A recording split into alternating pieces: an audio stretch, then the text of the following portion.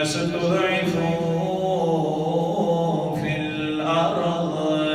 ہم چاہتے ہیں کہ ہم احسان کریں ان لوگوں پر جو بہت زیادہ کمزور سمجھے جاتے ہیں، زمین میں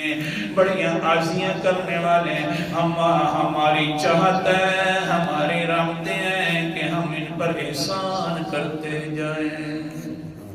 پہلا وعدہ، اگر کمزوری اختیار کی جائے، عاجزی اختیار کی جائے، اپنے آپ کو کمزور زمین میں سمجھا جائے، اللہ فرماتے ہیں ہماری رحمت کی چاہت یہ ہے کہ ہم اس کے اوپر احسان کریں تو اللہ کی رحمتوں کے تقاضے پورا ہوا کرتے ہیں۔ اور دوسرا اس اللہ اکبر انعام، وَنَجْعَلَهُمْ أَئِمَّةً،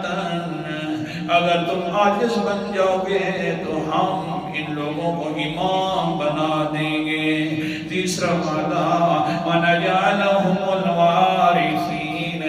ظالم کا ظلم ایک دن ختم ہو جائے گا، میں انہی کے وراثت بھی تمہیں عطا کر دوں گا۔ چوتھا وعدہ، وَنُمَكِّنَ لَهُمْ فِي الْأَرْضِ، اور تمہارے لیے زمین کے اندر میں دبدبہ بھی بنا دوں گا،